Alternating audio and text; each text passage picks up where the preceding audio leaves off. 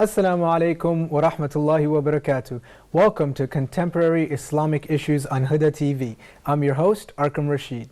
In this episode, we will be continuing our conversation from our episode on westernization. Last episode, we looked at the reasons behind the Muslim communities and societies taking Western principles and ideologies. And we spoke about the different ideologies that we can take from the West, such as in terms of technology and education. And we spoke about the things that we shouldn't take from the West in terms of religious beliefs and things that influence our religion. We said that we were going to speak about how we can counter this sort of negative influence from the West. So I want to start off by welcoming and introducing my guest to you, Sheikh Asim Al-Hakim. Assalamu alaikum and welcome to the show. Wa alaikum assalam wa rahmatullah, and jazakumullah khair for having me. It's always a pleasure to have you on.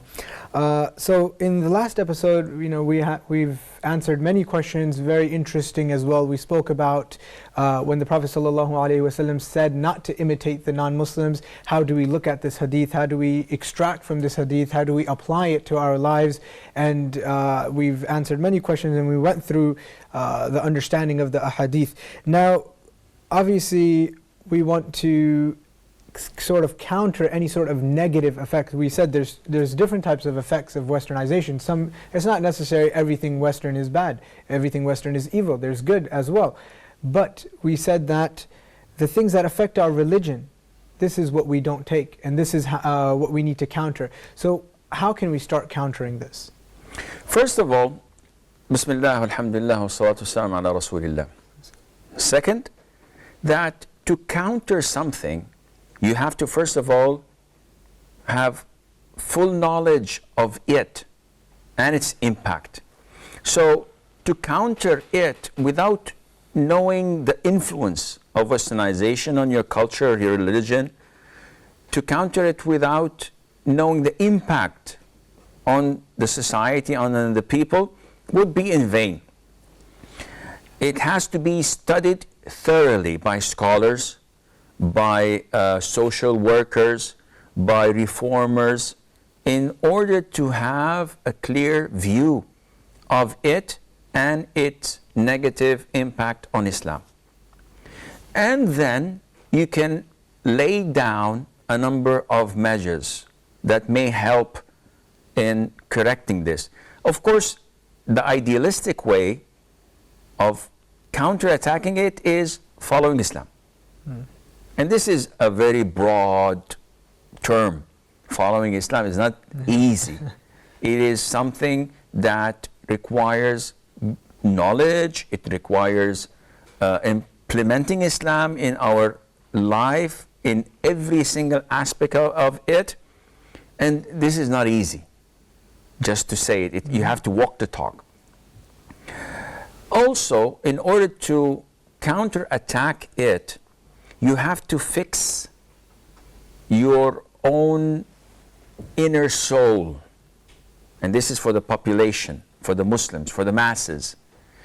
The Muslims nowadays, as we've discussed that earlier, are under the influence of the media. And they feel vulnerable, they feel weak, they feel inferior. They have lots of fear and intimidation. I get a lot of questions from sisters saying, can we take off the hijab? We feel that everybody's looking at us. Well, hijab actually is made to prevent people from looking at you. So no, we're intimidated because of the Paris attacks, because of these will continue till the day of judgment.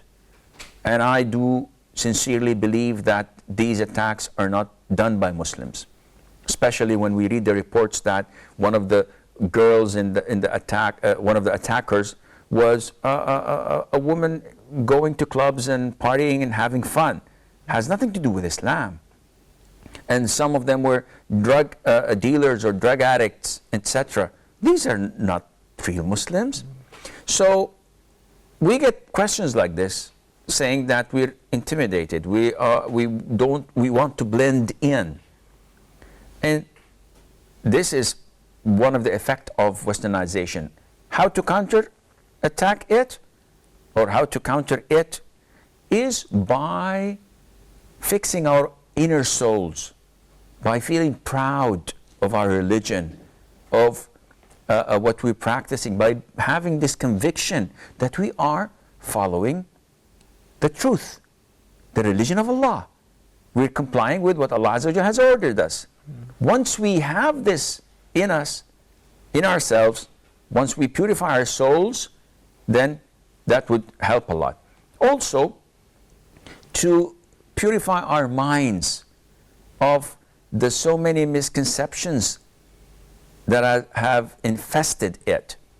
So we have to think logically, think realistically, and not go to extremes in doing measures that would not be approved by Allah or the Prophet ﷺ.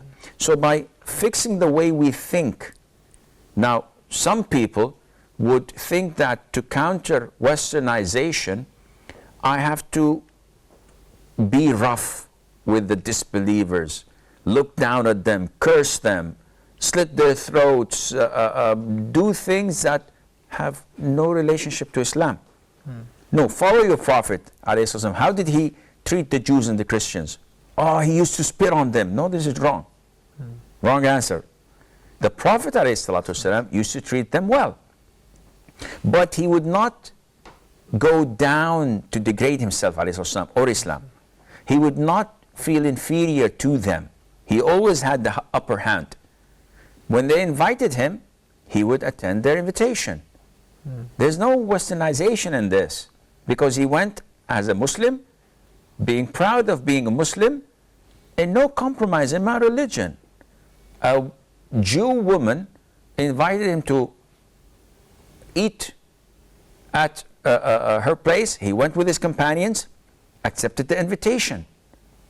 So it shows you how the Prophet ﷺ used to treat the Jews and the Christians. Adi ibn Hatim was a Christian, was wearing a big cross. He did not have anything to do with the bling blings. It was just a cross that they, like the Catholics and the Orthodox, use. He went, and the Prophet ﷺ hosted him in his house, gave him a couch and a cushion to lean on, and he said to him, Adi, remove this idol from your chest. This is shirk. So he's inviting him to Islam in his house. So you have to have the balance between the two extremes.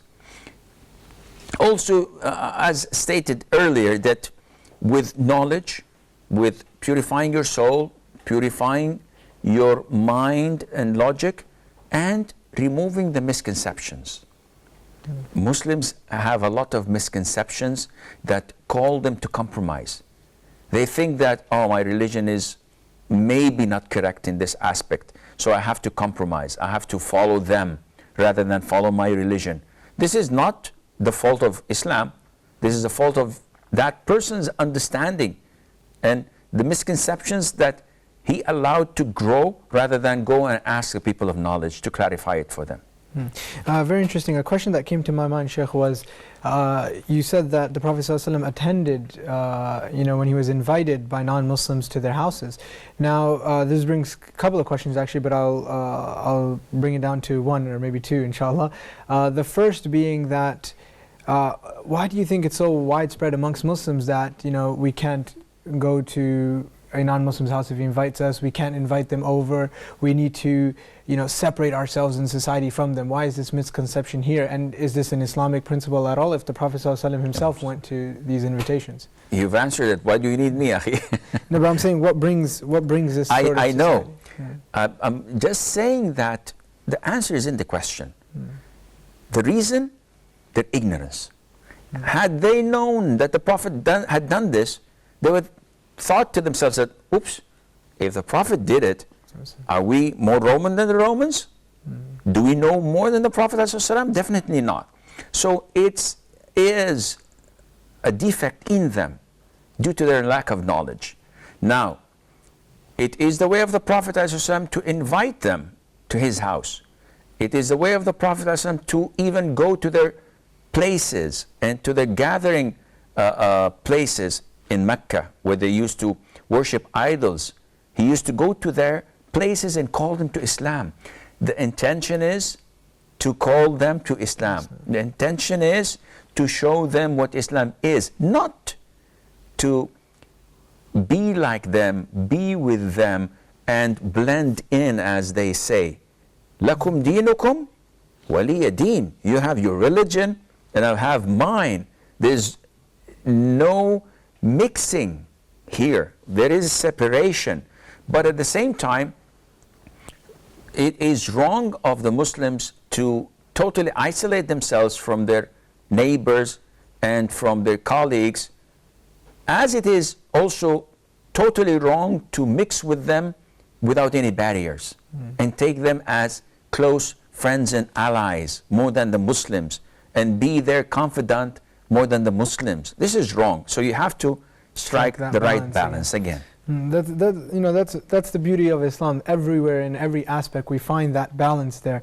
Now, another thing that you've mentioned and that we spoke about actually was a lot, that it affects the youth, the westernization. And in our previous episode, we spoke about the WWE and WWF wrestlers that come to the Arab world, and you can see how excited the youth are, you can say, to be like these people. Such idolization, how can we counter such idolization so that they want to become, obviously education plays a big role in it, but there has to be other things that we need to do in order for them to want to be like the companions of the Prophet ﷺ, to be like the pious ulama, to be like the Islamic idols and Islamic role models. How can we establish this amongst the youth? This is a very big question, and unfortunately it's way above my pay grade. See, the problem is that it is not a one-man show. This needs a collaboration of the whole society. And our problem is that we do not have a common mission and vision. Each institute or government entity works on its own. The answer of your question has to be the full collaboration and cooperation of the Muslim government, of the Muslim institutes, and of the Muslim families. Once you have this all together, then you have an identity. Our problem is with, first of all, who allows them in the country? What are the forces that are getting out of their way, paying so much huge funding and money to bring them, and what is their agenda? Definitely they have an agenda, and it's obvious when you look at the youth and how they are brainwashed. So would you like to eat your mom's local dish? No, I would love to eat the Big M, the Golden Ark, or whatever they call it. So the Western culture, the food, the way they look and talk, the t-shirts they're wearing, the lifestyle, all of this is coming to invade. And this is the purpose of westernization. The same idea of the colonizing powers, it is now refreshing and evolving. Long ago, a couple of hundred years ago, whenever they came to colonize a country, everybody stood in their faces and they fought till the death. They were freedom fighters defending their countries. The West has realized that this does not work this way.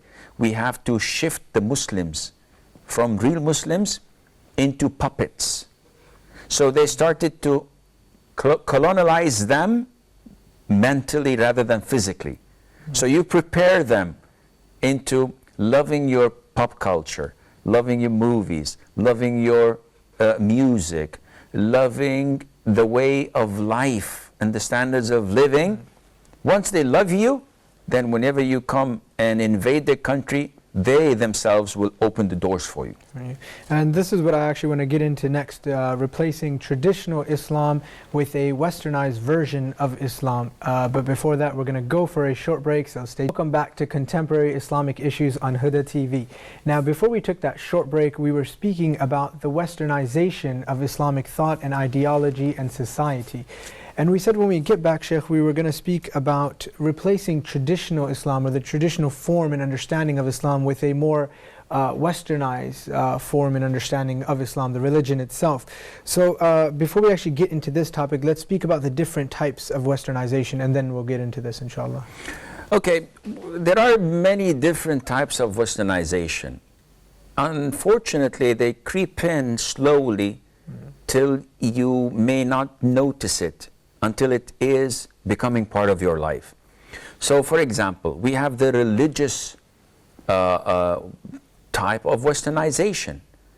And a lot of the Muslims, and I'm shocked to say this, and I'm sad to say it also, I was shocked when I went to some of the GCC countries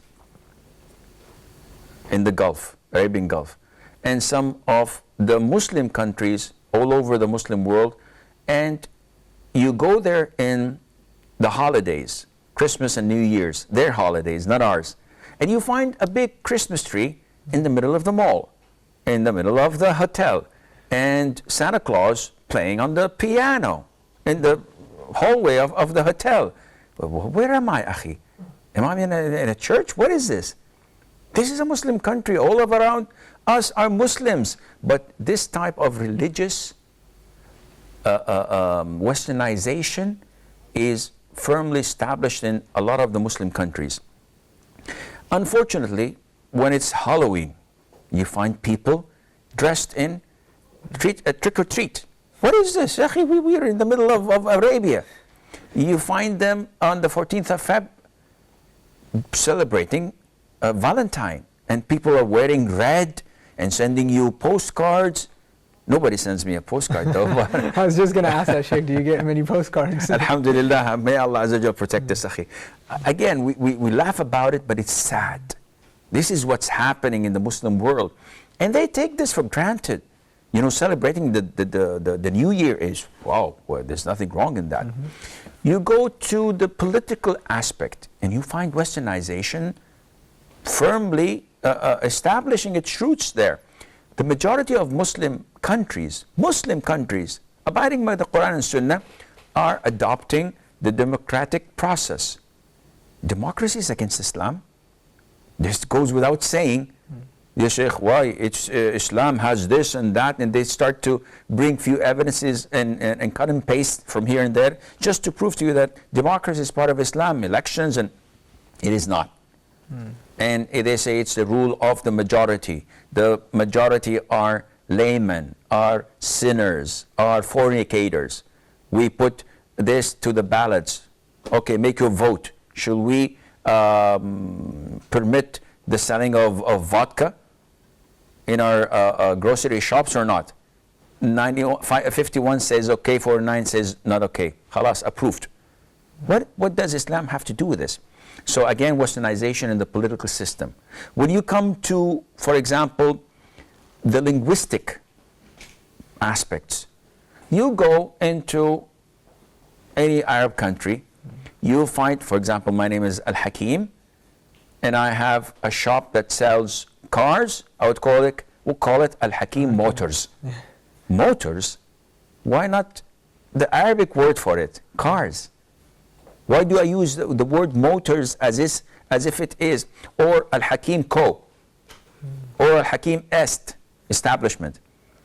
All of these show you the amount of westernization found in our culture, in our countries. You find big signs of Western names, not Arabic names. You'll never go to America and find a brand that is Arabic. Nobody would buy it. So again, you fall into this kind of westernization. Westernization of the media. Nowadays, 20, 25, more, 40 years ago, when it came to listening to music, which is haram, we had one famous female singer by the name of Kulthum. Egyptian. And everybody around the whole world who were not practicing used to listen to it. She used to repeat the same verse like gazillion times. And people say, oh, Allah, mashallah, and they're so happy. She wasn't beautiful. She wasn't anything, properly dressed, but this was the culture. Nowadays, when you open the TV, you see various types of video clips and different types of women dancing, chanting. It's all haram, of course, but it gives you a glimpse of the amount of westernization Muslims are having. Women in bedrooms with non-mahram in the same bed, inappropriately dressed. What are you doing to the society? You're showing them that this is okay. It's okay for your sister to do this. It's okay for your daughter to go out with a man and fall in love madly with and go to the beach and maybe get lucky or whatever. All of this haram. But the media is the main driver behind westernization when they bring the culture in a beautiful way. And by the way, it's not only westernization. Yeah. It's even from the East, from Japan, from Korea. You know these cartoons, the manga, I think they call it? Magna. Oh, the Magna, whatever. It's infiltrating the society. The kids love it. What are you watching? Nowadays, the deviant Arab channels who are known to serve the US interests and the European interests in changing the culture and the religion of the Muslims, they first introduced the Mexican soap operas, but in Arabic. So even if you don't understand, the culture itself is there in your own language. Then they introduced the Turkish soap operas, lots of nudity, lots of premarital relationship, lying, etc. And now they have the South Korean soap operas. What is this? Have you failed in producing your own filthy Arab soap operas? No, we can. But this is part of the plan, part of the strategy. Lose yourself, lose your entity and identity, and then we can manipulate you in any which way we want. Okay, so I mean, after going through these various types of westernization, let's dive a little bit into replacing traditional form of religion itself. So not culture, not society. I mean, we spoke a lot about this. Let's speak about the religion itself, a more westernized or lenient way of the religion, Islam. Okay. Go ahead. Yeah. See, again, this brings us back to the issue of moderation. Now, the westernization, when it comes to religion, it gives you an alternative to real hardcore Islam, if you want to call it. The thing that comes from Quran and from the Sunnah, and which people label us as part of discrediting us by saying fundamentalist. Yeah, we are fundamentalists. We go back to the fundamentals of Islam. Quran and Sunnah.